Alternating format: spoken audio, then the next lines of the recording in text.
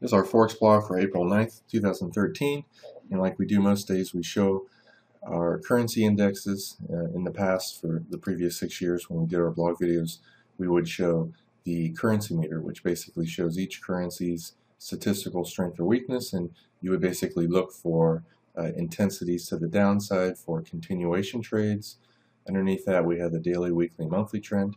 What we're doing now is we're focusing on our currency indexes. Instead of just statistically comparing each currency to every other one, what we're doing is comparing them visually as a chart.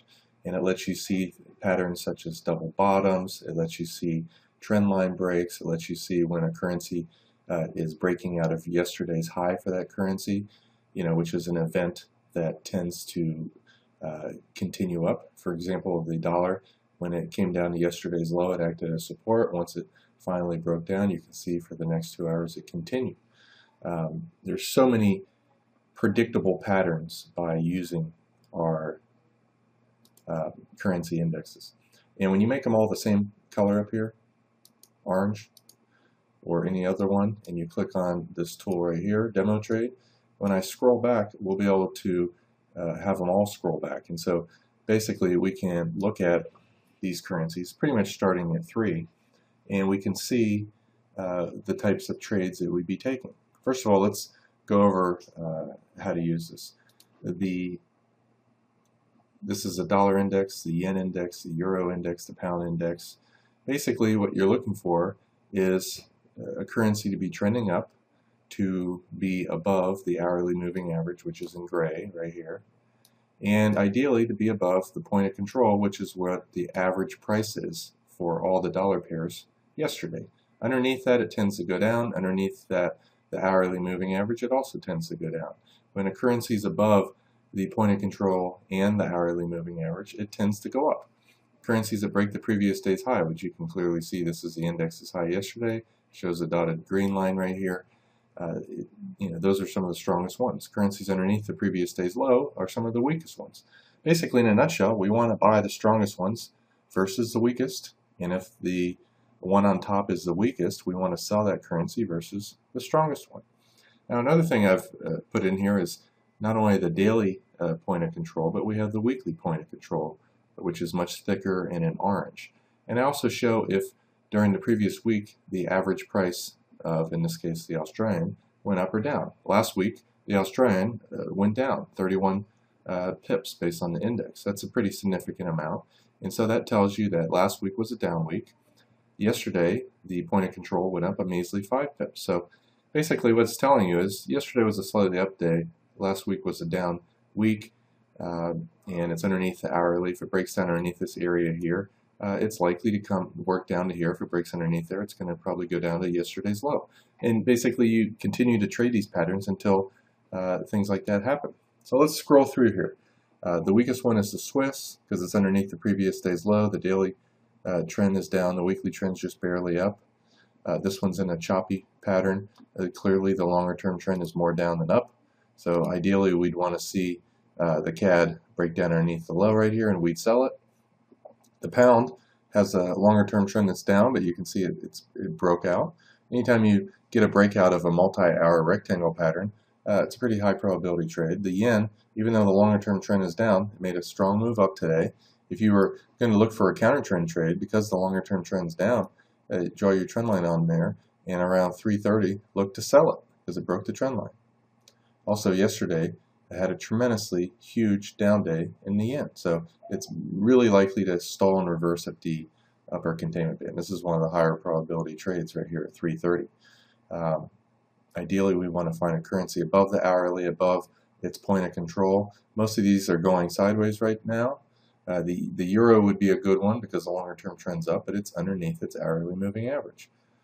So I would say at 3:30, actually at 3:30, you can see the euro kind of broke through its trend line pretty much close to that.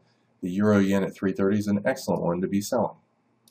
I'm sorry, buying. Strong euro, weak yen, or likely to be weak yen. Let's take a look at the euro yen at 3:30. And this is how you use this to predict likely trend direction. First of all, This is down near our lower containment band. Most of the time the white 2.0 band reverses, causes price to reverse. And with our perfect oscillator, when it hits the minus 80 level, it tends to go up. When it hits the plus 80 level, it tends to go down. Notice here, here, here, here, here, here, here, here, here, and notice on the price chart, the bottom, the high. I mean, this one here did kind of drift up slowly, maybe about 15 pips over the next hour. And then all this is telling you it's up or down too much. It doesn't mean it's going to go up 30 pips or down 50 pips. All it means is it's likely to stop. And you can kind of see this one here failed. It was down too much, but the trend continued. It was down too much again here. You got a little bit of a bounce, and when it hit the lower band, it's at an extreme move up. This trend was down, and it had a pullback right here. Notice an extreme, and again right here, that was pretty much the end of the move. It kind of went up a little bit, down, and then up again. And this again was very close to the minus 80 level. So, and also keep in mind, plus 80 level just a few minutes ago. That stopped the up move. So this perfect oscillator is just such an easy way to trade. And you can see, you know, it worked here, 1, 2, 3, mildly here. Let's count how many there are. 1, 2, 3, 4, 5, 6, 7. There's another one here at 8, 9, 10, 11. How many of those worked? 1, 2, 3. Barely worked, but it did work. So that's 4. This one failed. 5, 6, 7, 8, 9. So 9 out of 11 of them worked when they hit these extremes. That's pretty good odds. And again, that's why I call it the perfect oscillator, because it's based on each currency's volatility for different times of the day. It doesn't use a look-back period, which I think is complete bull and, you know, causes all kinds of false patterns to show up. Anyway, getting back to that 330, we knew that the Euro's longer-term trend was up. It's likely to reverse, and you can see right here at 330, we got an extreme area, and you got a nice, huge 75 pip bounce off of that. Now, what I would do is when I see charts set up for trades like that, I will go to either a range chart or a tick chart. So let's take a look at the Euro Yen. And the reason you want to use a chart other than a 5-minute is to have smaller risk. So if you're wrong, you lose less.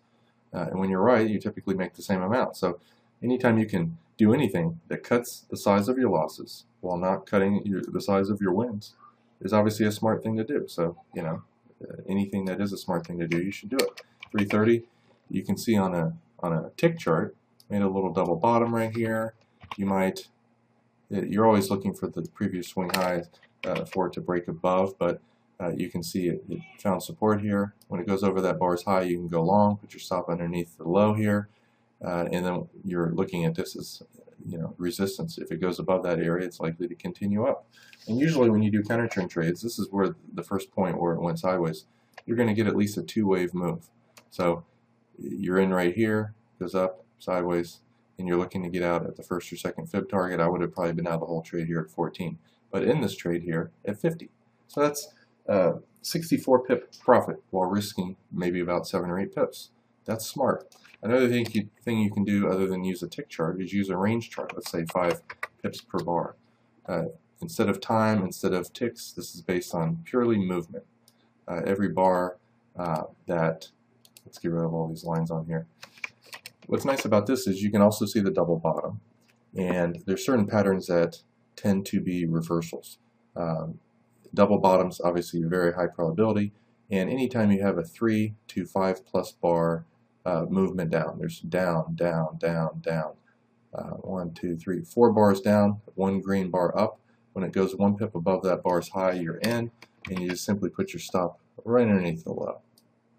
And you can also see just, you know, beautiful patterns on range charts. It's my preferred trading vehicle. Every once in a while, I look at a tick chart too, just to be safe.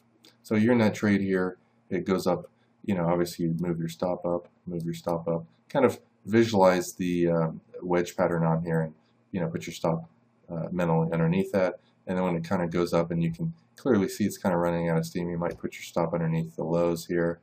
and then get out here at 129.20. So using the range chart, you probably made another 6 pips on it. Again, it's one of my favorite charts for that reason. So let's kind of scroll through here. Anytime you see currencies in very tight rectangle patterns, breakouts tend to work. You know, ideally we want to trade in the direction of the longer term trend, which is on the bottom. So if the New Zealand popped out above yesterday's high, that would be a good thing. You also want to buy pullbacks in strong trend. So we're going to scroll through here. Now, the pound, the longer term trend is down.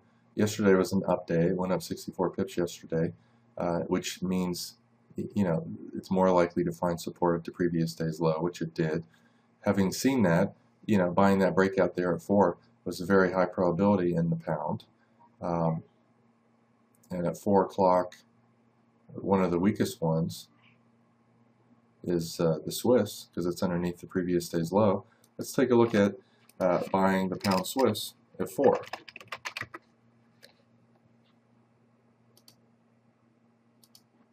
So here's 4 o'clock. This one, you know, had been trending up for a while. It really is a nice little rectangle pattern. And anytime I don't want to ever or very rarely buy above the 2.0 band. The 1.5 band's okay. This is a potential profit target though, so the only downside of this trade is you have a pretty high chance of only making 15 pips on this, but your stop is very close. As long as you're going to make more than you're risking, it's okay. And again, you want to use a range chart or a tick chart to get in this and to minimize your risk. So let's go to pound Swiss, and we're looking at this at 4 o'clock. On this chart, you might actually be able to get this on a pullback. So here's 4 o'clock actually. Instead of buying the high breakout, you have a 3-bar pullback, like I just said before. When it goes a pip above that green bar, you get in. Your stop's right underneath here. You're not even risking 10 pips, and you got into the trade instead of at 96. You got into it maybe around 87. So you got almost 10 pips less risk. You're in the trade 10 pips earlier, and you also have your fib target of this last wave. Good place to get out of half your trade, and I would have probably got out of the second half somewhere down here. And if it's strong enough at that time, you can also buy this pullback. Now, it's already up and hit the 1.382. Most of the time, probably 80% of the time, trends stop at this. So this is your profit target, which you can see is what it hit. You're in that trade at 4,300. You made 30 pips on that one. I would just get out of the whole trade here and not scale out. But you can see you got a nice 10, 20, 30 pips on the first and 30 pips on the second trade. Two trades with 60 pips by using the indexes. Here the Australian broke out after being in a range for quite a while. Because the previous day's high is right above that, 430, you're kind of waiting for the high to get broken. You're in this trade right here. What's one of the weakest ones? Well, it's the Swiss. The Australian Swiss, probably going to make 20 to 50 pips on it. When you're in one of the stronger ones versus the weak, that's what typically happens. So what is this time right here? 430. 430 is when it pretty much happened. You can see 430. If you got into this trade right here when it broke out, it went from, let's just round up, 70 all the way up to 90. So 20 pip move. And again, with a tick chart or a range chart, you could have got in with less risk. Once these currencies make moves, typically you're going to get a pullback trade. A lot of times currencies will retest. Once a support area is broken, like the previous day's low, it will tend to retest it. If it can't get above it, early at 4 o'clock is a very high probability place to be selling. At 4 o'clock, what was one of the stronger ones? Well, the only downside of the yen is the longer term trend's down, but you did have a very strong move up and then a pullback right to 4 o'clock. It's likely to try to work its way back up. Whether it continues up to the highs or higher, you never know. Also at 4, one of the better trades was the breakout in the pound. So we already showed the pound Swiss, so I won't go over that one again. Let's scroll forward a little bit longer. Trying to show and simulate live trading here. And you can see that Australian just continued up. At 4 also, the dollar longer term trends down. The point of control is right here near the middle of the range. Couldn't get above it. So anytime the point of control can't get broken, it's a very key thing to be watching for. So when it finally breaks out of that little range right there, around 420, very high probability one to be selling the dollar. The Australian's going up and the pound's going up. The dollar after 4 very likely to go down. Let's take a look at this one. We'll start with the pound dollar, 4 o'clock. And you can see this one at 4 o'clock pretty much broke from underneath the hourly moving average to above it. So you have very good potential profit all the way up to the upper containment band. It's 10, 20, 30, 40 plus pips away. And your risk would be right underneath the swing low. This is what you're risking. This is what your potential profit is. It doesn't always go to that area, but you have to use some kind of guideline in estimating what your risk versus your reward is. And anytime you have the opportunity and a good chance of making 5 times more or 4 times more than your risk, you got to take the trade. It's a no-brainer. Again, let's take a look at this on a range chart. Pound dollar. Because if you miss that first trade at 4, usually on a range chart you're going to find some other opportunities to get in this. So here's the trade at 4. You also kind of have a little wedge pattern breakout there as well. And I don't have any indicators on this chart, but if you missed that trade at 4, you might have got back in that trade right here when it had a 3-bar pullback, and guess what? It got stopped out with a loss. Hey, that's all right. Losses are a part of the game. This is really the first one that we had using our method today. So you have maybe 6 to 8 pip loss. You have another 3-bar pullback, 1 green bar up. You get long right here. You put your stop here, and it's pretty much just going up, down, up, down. That's always scares me when I see that pattern, because usually that means the trend's going to fail. So a lot of times I'll move my stop up somewhere, or I'm watching it like a hawk. As long as the pound index is going up and the dollar index is going down, I will stay with the trade. You can draw your fibs from here. You can also draw your fibs on this last wave right here, which probably is where the market stalled. I'm going to do that right now, just so you can get a feel. The market went sideways from there to there, went right to the 1.382. So I always kind of draw fibs on both areas. If it stalls at 1 and gives a reversal pattern, you just got to get out. But nonetheless, let's say you lost 7 or 8 pips, you got back in it at 90, you got out here at we'll round up a pip at 20. You made 30 pips and you lost no more than 10, so you netted 20 on 2 trades. So the other one that we were going to watch at that time was the Australian versus the dollar. Strong Australian, weak dollar. Obviously at 4 o'clock it's going to go up. And this is a really good trade because the hourly moving average oftentimes acts as support. At 3 o'clock it came down, acted as support, so buyers were there. It also has the beautiful aspect of having a nice little rectangle pattern, and I'm going to just kind of wait for it to go above that rectangle pattern's high, pretty much right here. Stops. I'm going to put mine right here because I like to have the smallest one possible, and this is a potential profit target, as is this. And to keep things simple, I don't have all these other tools on the chart, but you can use daily, weekly, monthly pivots as profit targets, daily and weekly value areas as well, and so forth. But anytime you have a good possibility of this much profit while risking this little, you got to pull the trigger. It's a no-brainer. If all you do is focus on high probability trades using our tools, which you can't get anywhere else, and take trades that are likely to give you 2 times, 3 times, 4 times, sometimes 5 times more profit, so be it. Now, anytime you see the perfect oscillator go above 80, it can reverse at any time. So I'm kind of just putting my stop underneath each bar's low as this thing goes up, and sometimes they just keep going. So I would have got out of the whole thing right here at the upper band. Most times, when the perfect oscillator shows plus 80, you're going to get some kind of reversal. And when it doesn't, typically if you want to do counter trend, if you miss the trade, when you get a plus 80 signal above or upper 2.0 band, rarely does it go above the fib target. So I will oftentimes kind of scale into a trade up here at these super high extremes, and then as you can see it pulled back.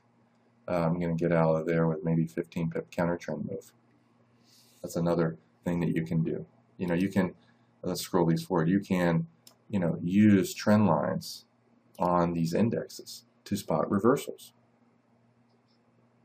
The pound, was trending up. Notice at 6 o'clock, it found resistance right here at the point of control. The longer term trend's down. Trend line break. With our old currency indexes, you couldn't use trend line breaks.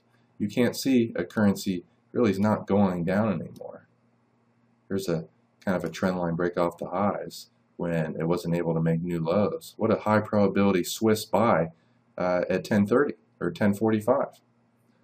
At 10:45, we want to find the weakest one, or likely to be weakest one, to buy or sell the Swiss against. So what's that? The Australian's going up at 10:30.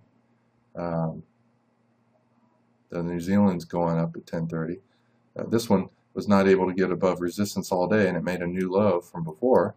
I definitely like trading the Swiss against the CAD. So we're going to sell the CAD Swiss at 10:45, coming up to 11.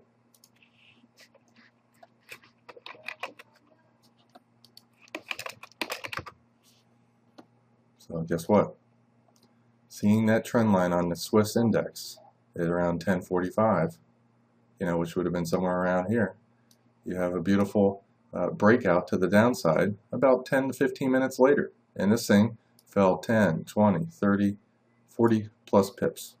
And your stop would have been right here. Now you don't know what your profit target is on this. It could find support here at the hourly and then bounce up. But if it goes through there, the lower containment band's great profit target.